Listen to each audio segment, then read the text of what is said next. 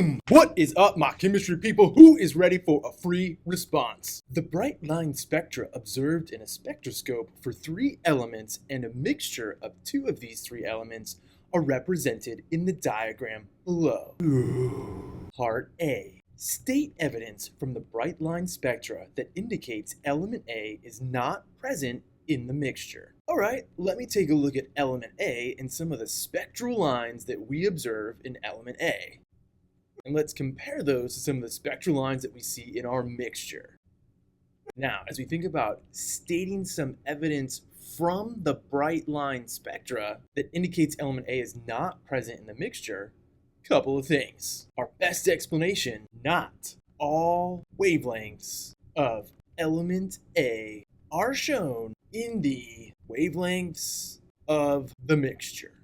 Most obviously, we are missing a wavelength here at the 700 nanometer part in the mixture that we would expect to see if element A was present in the mixture. 1 point.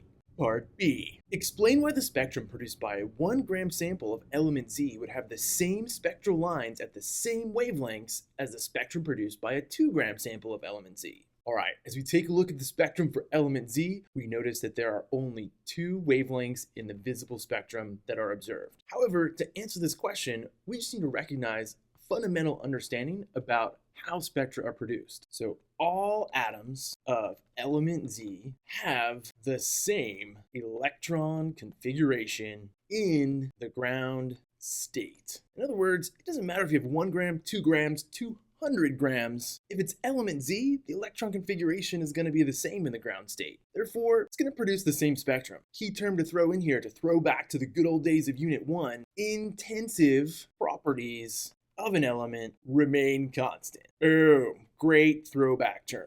Intensive properties. Stays the same no matter how much matter. Moving right along. Part C. Describe in terms of both electrons and energy states how the light represented by the spectral lines is produced. Recall that when we are observing the emission spectra, we are observing light being given off by the atoms of the given elements. So, different colors of light are produced when electrons return from higher energy states to lower energy states. And that's how we see the spectral lines. Boom! So, different colors of light are produced when electrons return from higher energy states to lower energy states. And that's how we see the spectral lines. Boom. 1 point. The identity of element A is determined to be zinc. Part D. Answer the following questions related to the electron configuration of zinc. Subpart I. Write the complete orbital electron configuration for a neutral atom of zinc in the ground state. Time for our trusty periodic table. Boom,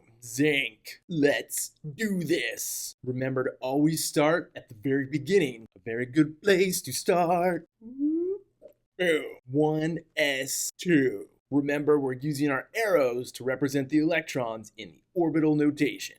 2s2. Remember, count your boxes as you go. Each box is going to represent an additional electron. 2p, which has got 3 orbitals. 1, 2, 3, 4, 5, 6 electrons. Remember Hund's rule as you fill. Boom. 3s2. 3p6. Hund's rule. Taking us home. 4s2. Be cautious moving through the D block. Remember, 2, 3, 4, 5 orbitals, that it's actually part of the 3rd main energy level. Again, count your boxes. 3, 4, 5, 6, 7, 8, 9, 10. 1, 2, 3, 4, 5, 6, 7, 8, 9, 10. Ya hemos completado la configuración of zinc. Subpart II. Write the complete standard electron configuration for a neutral atom of zinc in the ground state. Alright, we've got our orbital notation right here. Let's just rock straight from that. 1s2, 2s2, 2p6.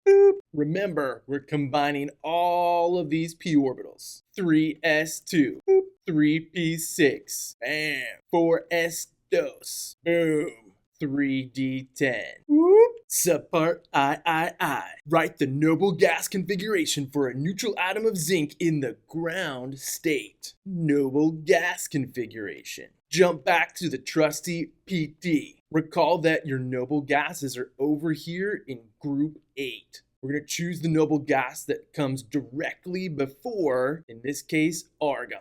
We're going to put argon in brackets, and recall that argon's configuration is the same as the first part of the zinc configuration. Just pick it up after that. Boom.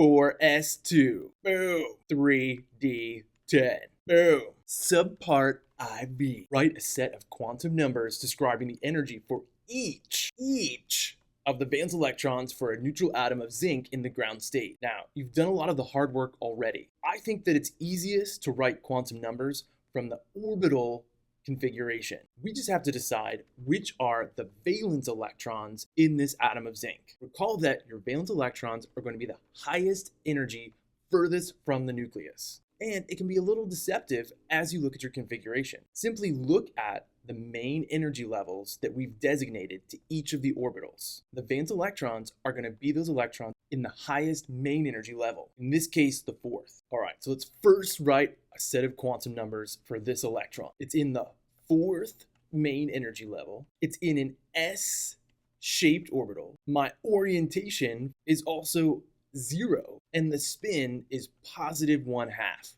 It's the first electron we put in that orbital. For my second electron, fourth main energy level, S-shaped orbital, the 0 orientation, it's in the same orbital, negative 1/2 spin. Boom, quantum numbers. Part E, show a numerical setup. Ooh, a numerical setup. And calculate the energy being emitted by 1 mole of the lowest energy photons of light from the zinc emission spectrum. Answer in kilojoules per mole. Remember, lowest energy light corresponds to the longest wavelength. So I want to be calculating these energies based on the photons of light, 700 nanometers. First step, convert nanometers to meters. 1 meter, a billion nanometers. 700 times 1 is divided by 1 billion. Let's check out your scale. Every 100 nanometers, my answer to correct sig figs, 7.0 times 10 to the minus 7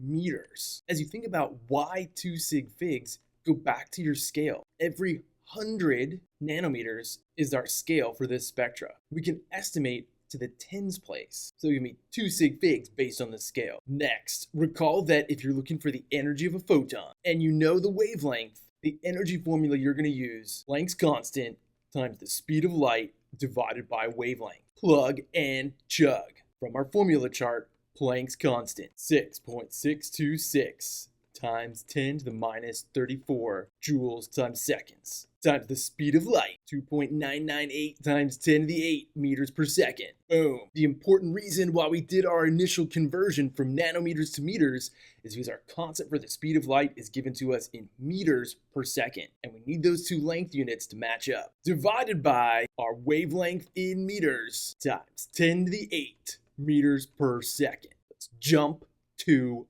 our calculator. Parentheses, 6.626 second E, negative 34, close parentheses, new parentheses, 2.998 second E, 8, close parentheses, enter. Divide by, new parentheses, 7.0 second E, negative 7, close parentheses, enter. 2.8 times 10 to the negative 19 joules per photon. Again, it's joules because of Planck's constant, which has the units of joules. Be cautious though, we're asked to answer in kilojoules per mole. So if this is the energy in joules per 1 photon, I can convert to kilojoules using the relationship that you see on your screen. 1 kilojoule, 1,000 joules. And then keep in mind that there are 6.02 times 10 to the 23 photons per 1 mole of photons. Notice that joules will cancel, photons will cancel, and we'll be left with kilojoules per mole. Back to the calculator. Times 1, answer, divided by 1,000. Answer, times, parentheses, 6.02, second E, 23, close parentheses, answer. 2 sig figs, we've got 170, no decimal point, kilojoules per mole. Oh, and we are done.